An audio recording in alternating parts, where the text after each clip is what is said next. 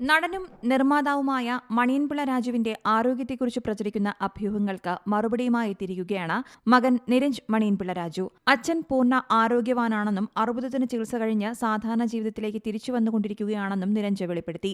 ഈ അടുത്തായി പൊതുപരിപാടികളിൽ പങ്കെടുക്കാനെത്തിയ മണിയൻപിള്ള രാജുവിന്റെ രൂപമാറ്റം ഏറെ ചർച്ചകൾക്കാണ് വഴിവെച്ചത്. താരത്തിന്റെ ശബ്ദം പോലും നഷ്ടമായെന്നും കടുത്ത ആരോഗ്യ പ്രശ്നങ്ങൾ നേരിടുകയാണെന്നുമായിരുന്നു പ്രചാരണങ്ങൾ. എന്നാൽ താരം മെലിഞ്ഞുപോയതിന്റെ യഥാർത്ഥ കാരണം വ്യക്തമാക്കുകയാണ് മകൻ നിരഞ്ജ്. നിരഞ്ജിന്റെ വാക്കുകൾ ഇങ്ങനെയാണ്: അച്ഛനിപ്പോൾ പൂർണ്ണ ആരോഗ്യവാനാണ്. എന്തോ മാരക രോഗമാണ് എന്നൊക്കെ ചിലർ പറയുന്നത് ശ്രദ്ധയിൽപ്പെട്ടു.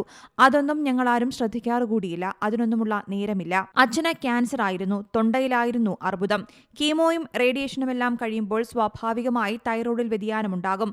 അതും മെലിയാൻ കാരണമാകും. പിന്നെ കീമോയൊക്കെ കഴിഞ്ഞതാണല്ലോ. അപ്പോൾ വായിലും തൊണ്ടയിലെയും തൊലിയൊക്കെ നേരെയായി വരാൻ 6 മാസമെങ്കിലും സമയമെടുക്കും. അപ്പോൾ നല്ല ഭക്ഷണമൊക്കെ കഴിച്ചു തുടങ്ങാം. പോയ വണ്ണമൊക്കെ തിരിച്ചുവരുമെന്നും നിരഞ്ജ് പറയുന്നു. മോഹൻലാൽ ചിത്രം തുടരുമാണ് മണിയൻപിള്ളയുടേതായി പുറത്തിറങ്ങാനിരിക്കുന്ന പുതിയ ചിത്രം.